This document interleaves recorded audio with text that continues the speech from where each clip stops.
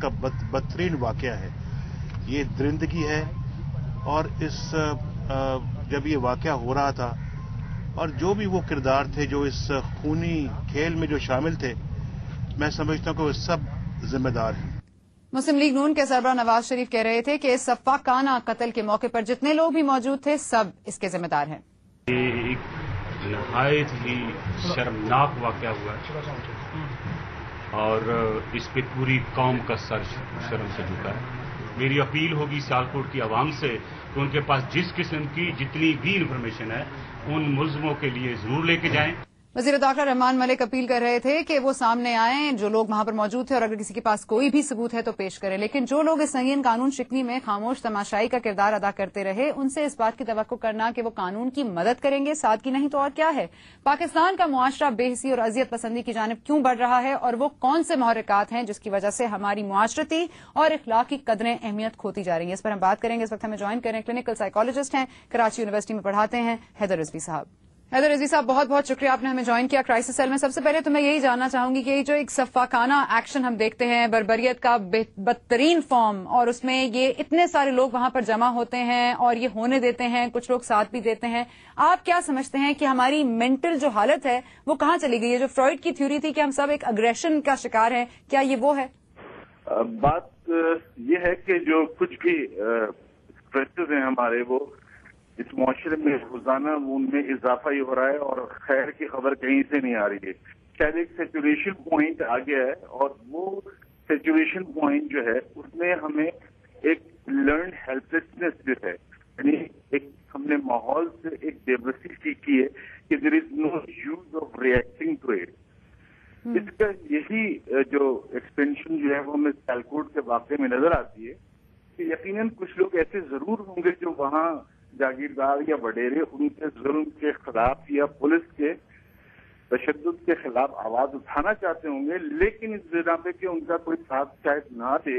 میں صرف یہ کہنا چاہتا ہوں کہ یہ جو کچھ بھی واقعہ ہوا یہ تو اب سپریم کورٹ کی رپورٹ بھی آ گئی کہ وہ دونوں بھائی جو تھے وہ ڈاکو نہیں تھے اور چیف جسٹس نے کہا ہے کہ یہ جو پولیس نے جو ایک کلیکٹو جسٹس کا جو نظام اپنایا تو ظاہر ہے کہ لوگوں نے وہ یہ دیکھا کہ جب انہوں نے ڈاکو پکڑ کے یا چور پکڑ کے یا ملزم پکڑ کے پولیس کو دیا اور انہوں نے پولیس کی موبائل میں بٹھا کے اور آگے جا کے چھوڑ دیا تو لوگوں نے قانون کو اپنے ہاتھ میں لینا شروع کیا.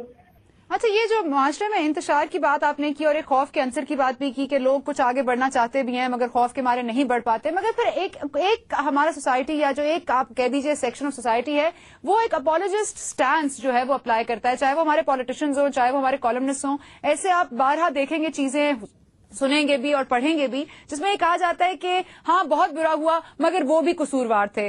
بات یہ ہے کہ مر کے امبو جشن دارد، تو لوگوں کا جو رویہ ہے یا جو یہ لوگ ہیں یہ تو اپنے ایک کسی خاص ایجنڈے پہ کسی خاص مقصد پہ عمل کر رہے ہیں.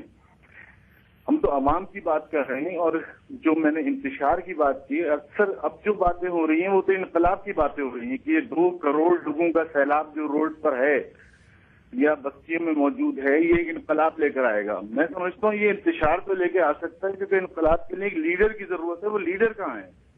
پہلے وہ لیڈر تو لے کر آؤ جو ان کی رہنمائی کرے، ان کو کوئی راستہ دکھائے. لیکن یہ جو بات کر رہے ہیں یہ ان کے کوئی مسائل نہیں ہیں. ان کو تو مسئلہ ہوتا ہے تو ظاہر ہے ان کی شامیں دبئی میں گزرتی ہیں اور راتیں ان کی امریکہ میں گزرتی ہیں، تو ان کے لیے تو مسئلہ ہی کوئی نہیں نا. مسئلہ تو ایک عام آدمی کا ہے کہ 40 روپے کلو چینی جو ہے وہ سپریم کورٹ طے کر رہی ہے اور 72 روپیز جو ہے وہ کلو چینی جو ہے بازار میں فروخت ہو رہی ہے اور سپریم کورٹ کے فیصلے کو کی کوئی حرمت باقی نہیں رہ گئی. حرمت تو سپریم کورٹ کے فیصلے کی بھی نہیں رہی رضوی صاحب اور انسانی جان کی بھی نہیں رہی. بہت بہت شکریہ آپ نے ہمیں جوائن کیا آن کرائسس سیل. اور جس طرح سے بات ہو رہی تھی کہ ایک اشتعال انگیزی جو ہمارے معاشرے میں دیکھی جاتی ہے، ایک انتشار پایا جاتا ہے اور جو بار بار ہم دیکھتے ہیں کہ کہا جاتا ہے کہ جی انقلاب آئے گا، تو انقلاب ایسے نہیں آیا کرتے. انقلاب کے لیے ایک لیڈر کی ضرورت ہوتی ہے جو چینج کی بات کر سکے.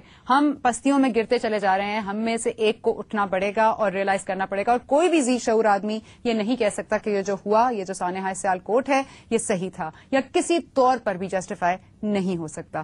اسی کے ساتھ ساتھ ہمیں دیجیے اجازت واپس جیو نیوز کی جانب. Geo News updates are brought to you by Bose Orient, पहली चाहत।